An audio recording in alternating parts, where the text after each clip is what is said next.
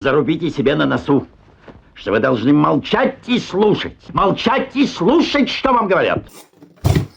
Всем привет, народ! Сегодня у меня на обзоре будет воздуходувка от Anne-One. Ну, либо One-Van, читайте как хотите, друзья. Вы меня извините, я в английском не силен, поэтому для меня Anne-One будет вот так вот попроще. Поэтому я так буду читать данное название. Значит, приехало все в такой вот картонной коробочке. Все лежит в ложементе из вспененного полиэтилена. Ну и наверху вот такие вот две инструкции сугубо на английском языке. То есть эти инструкции как бы общие инструкции, вот видите, всего инструмента.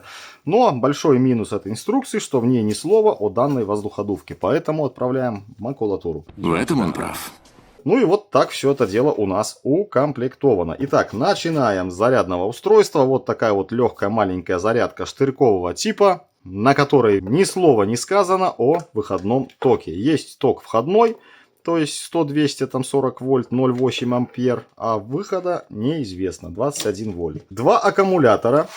Вот по виду они, друзья, как шестерочки во всем знакомых нам корпусах, то есть корпуса отличные, приличные. Здесь все у нас прорезинено. Опять же, ни слова не сказано про емкость здесь, но в заказе была емкость 4,5 ампер-часа.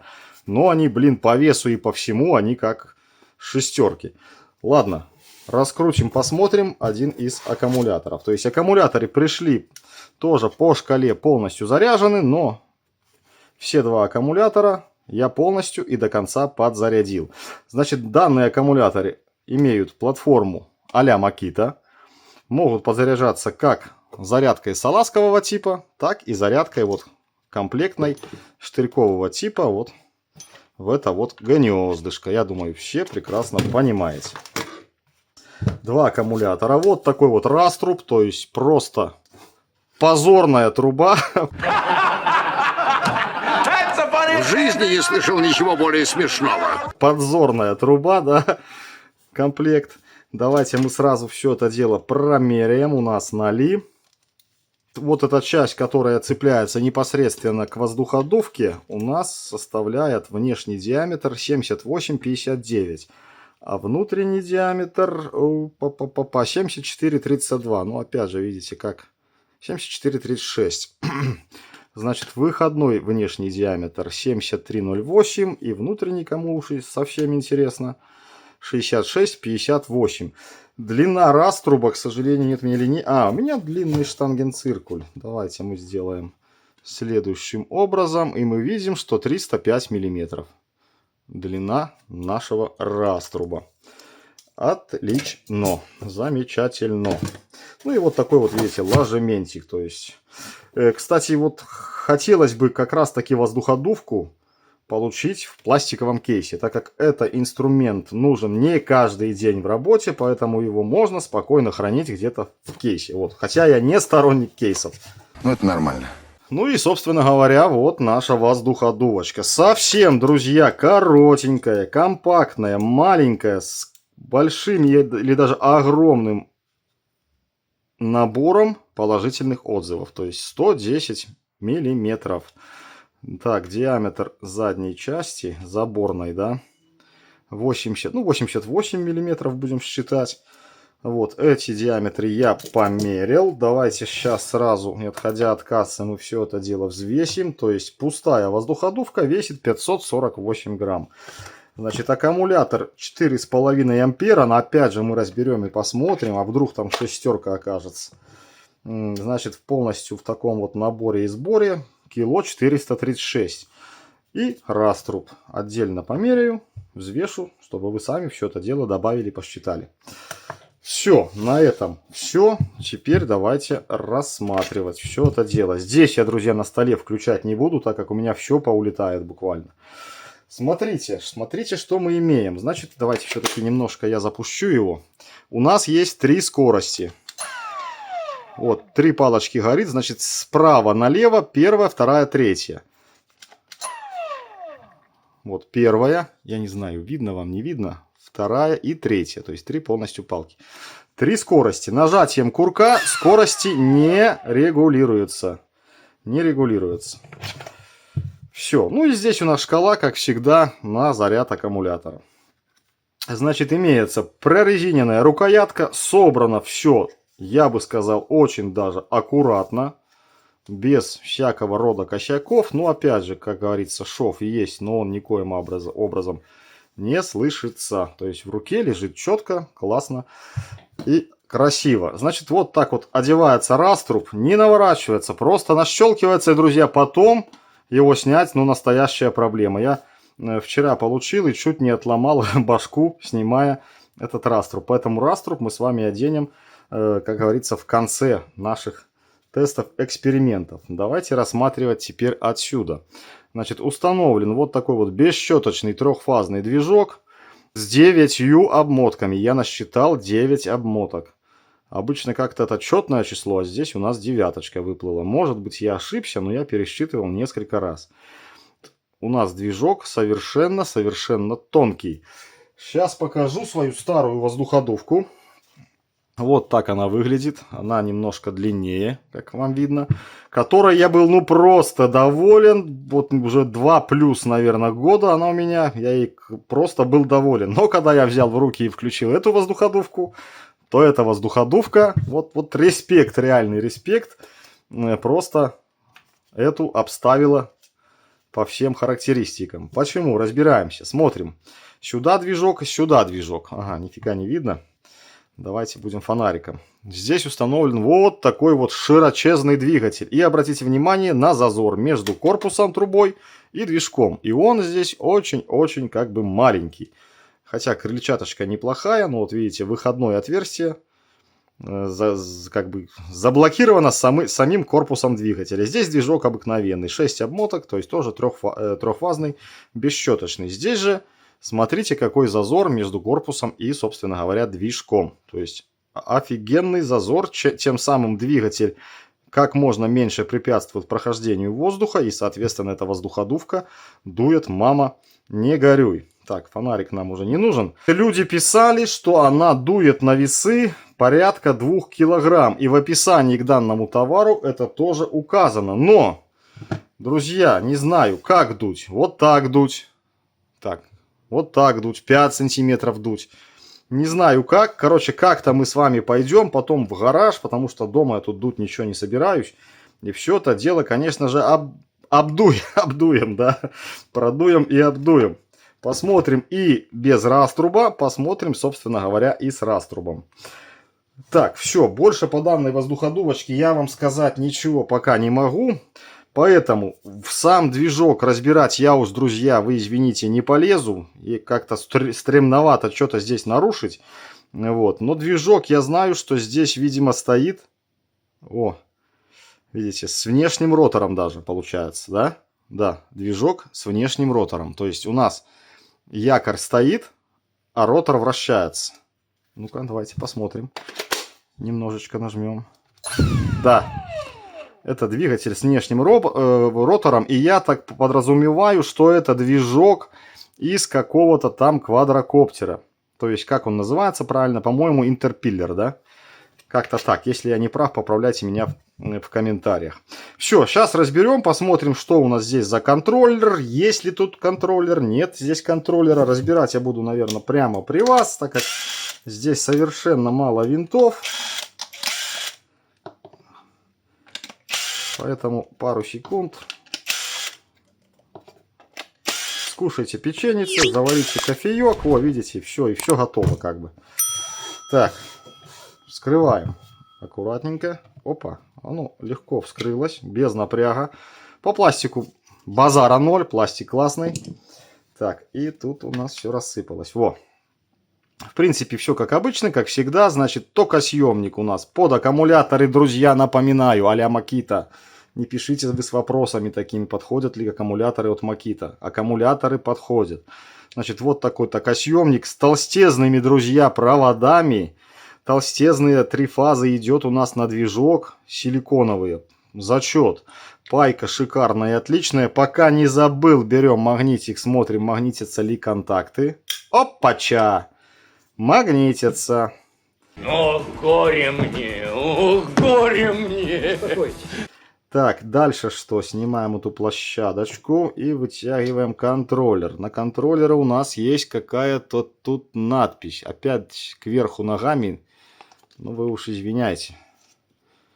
Опа, давай так попробуем. Так, не знаю, друзья. Читаемо, нечитаемо.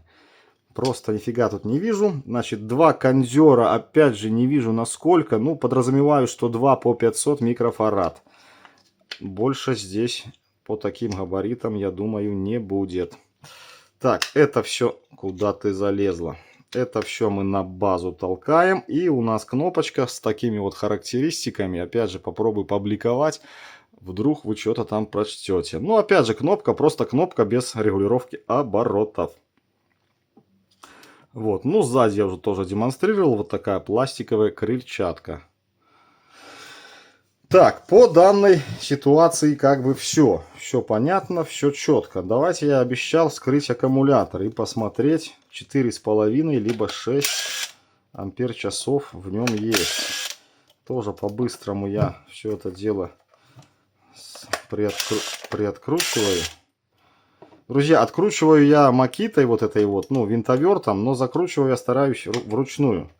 Потому что, ну, можно как-то подобрать оборотики, чтобы не порвать резьбу, но можно разорвать резьбу, повредить. Поэтому лучше, конечно, все это собирать руками. Так, смотрим. Аккумуляторы, опять же, имеют вот такие вот индикации, кнопочка и, собственно говоря, при смене установки на инструмент. Вскрываем, смотрим, не забываем про пружиночку, поэтому очень нежно и аккуратно. Пружинка у нас на месте, проверяем, сидит жестко, четко, поэтому не боимся, что у нас валится и что-то там коротнет. Пластик, в принципе, уже, наверное, тут и разговоров, опять же, быть не может. Все как бы, эти, я так понимаю, корпуса все сделаны на одном заводе и используя разные красители. Значит, что мы имеем за платку БМС? Вот такая, друзья, плата. 4 мосфета, 3 шунта. Контакты опять пока не забыл, проверяем. А контактики здесь не магнитятся. Респект. Вот, кнопочка, опять же, вот это вот для индикации. Разъем для зарядки. Микруха там что-то по питанию, походу, да. Паечка замечательная и чудесная. Пробуем вытянуть плату. А плата, как всегда, вот как в Янсен. Опа, есть, фу, повезло. Так, вытянулась и достаем. Ну, внутри корпус имеет следующий вид. Так, смотрим, что мы здесь имеем. А да, смотрите, ИНР 18650, 1500 мАч, 3,7 вольта, все как положено. То есть 5,5 ватт-часа. А было бы на 2 ампера, да, ячейка, у нас получалась бы она, по-моему, на 7,4 ватт-часа. Что-то в этом как бы роде. Ну, модель аккумулятора нам неизвестна, производитель неизвестен. Разбирать, конечно, распаивать я это все дело не буду. Вот такие вот голубенькие ячейки. Так, по датчику температуры. Я так подразумеваю, он где-то есть. И впаян он...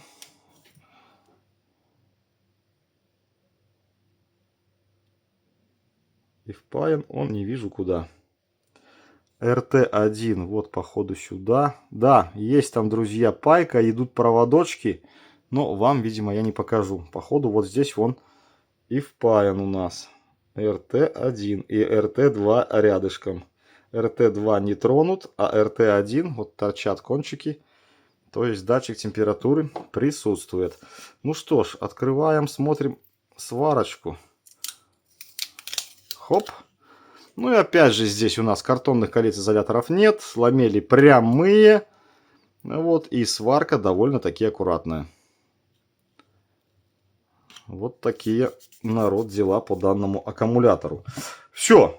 Собираю все в кучу. И идем в гараж. Посмотрим токи потребления. Я покажу на своей старой, чтобы вам было понятно. И на этой. Люди писали, что потребляет она 50 ампер. По-моему, где-то в описании тоже я читал, что 50 ампер. Но это далеко не так.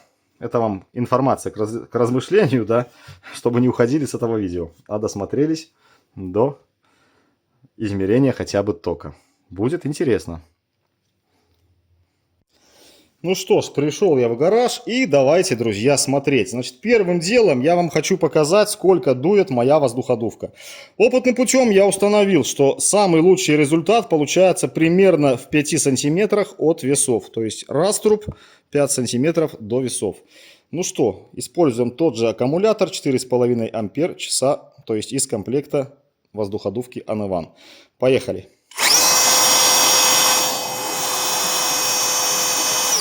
$900 грамм, и видите, насколько она жрет, что аккумулятор у нас быстро-быстро напряжение падает, и это видно, собственно говоря, по весу. Теперь дуем на третьей скорости, на максимальной вот этой вот воздуходувочкой. Поехали.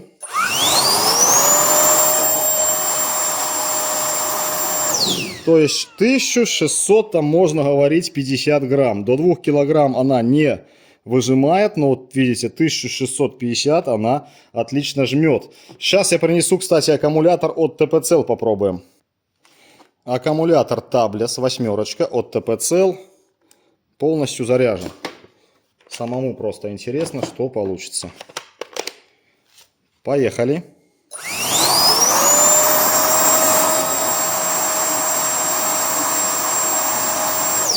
Ну, 1700 грамм максимум.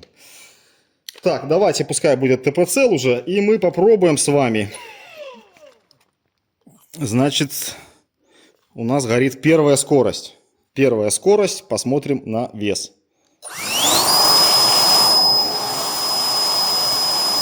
Плюс-минус 750 грамм. И напряжение, по мере падения напряжения, соответственно, вес у нас тоже падает. И пробуем вторую скорость. Вторая скорость, надеюсь, вам видно. Поехали.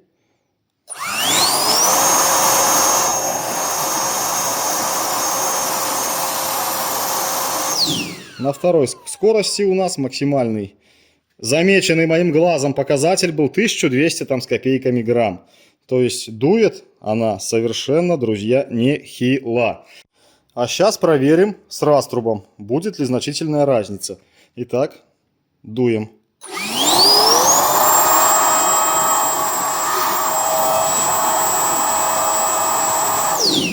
Ну и мы видим, что раструб в данном случае немножечко снимает силу потока. Теперь, давайте, наверное, на родном аккумуляторе. Так, не так. Проверим токи потребления. Но сразу я хочу показать вам ток потребления моей воздуходувки. Вот. На, допустим, вот этом вот оригинальном аккумуляторе. Либо давайте возьмем TP-Cell. Нам тут разницы как бы нет. TP-Cell Tables. И заодно посмотрим падение напряжения. Что у нас будет твориться. Так, буду просто дуть, уже не на весы никуда, чтобы вы посмотрели токи. Ну что, поехали. Это моя воздуходувочка, напоминаю.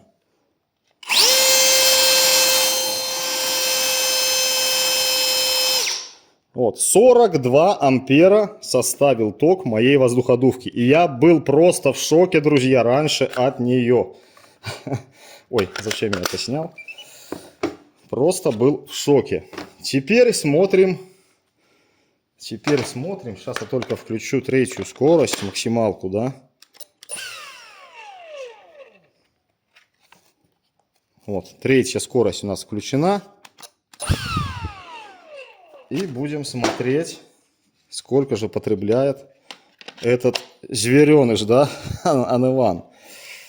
Так, тоже буду дуть в никуда. Будем смотреть максимальные токи. Поехали.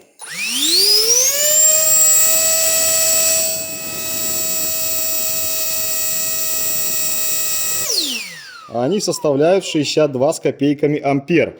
Но до этого я тестировал на этом аккумуляторе. Токи были 64 ампера. Давайте-ка мы с вами проверим, что за ерунда получается. Так, смотрим.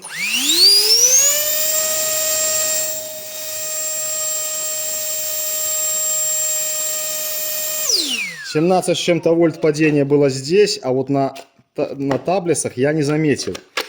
Ну, аккумулятор не свежезаряженный, немножко поработал он, но шкала, где она? Но шкала, видите, пока что полная. А здесь он выдает ток меньше. Вот тебе и таблиц. Так, поехали.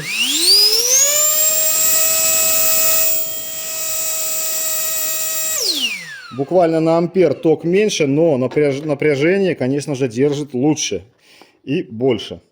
Поэтому давайте мы с вами проверим на всех трех, опять же, режимах. Это максимальный, это у нас первая скорость. Первая скорость и ток потребления. Погнали. —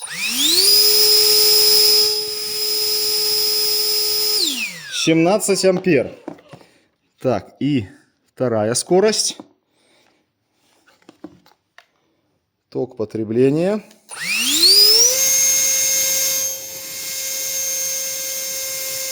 В районе 34 с копеечкой ампера, друзья. То есть машинка зверская. Не то слово. Бабок потрачено, караул. Все, теперь пошли на улицу, что-нибудь там по-быстрому подуем, сдуем. Итак, вот берем песочек с расстояния 50 сантиметров до земли, да, наверное, 60-70 скорее расстояние. Поехали.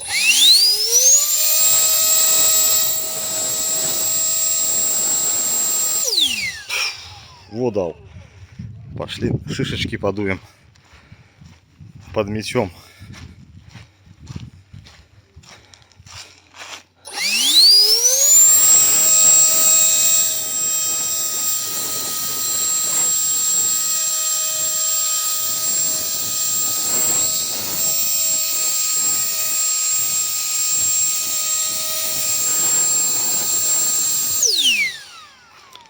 Вот такие, друзья, дела.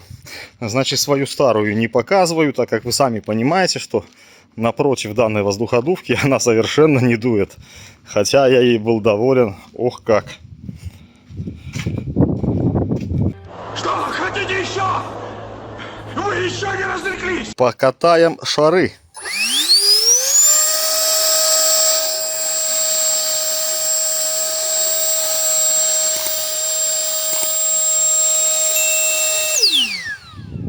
Ну и тут у нас в ведерке водичка. Погнали. Я, наверное, дальше даже отойду.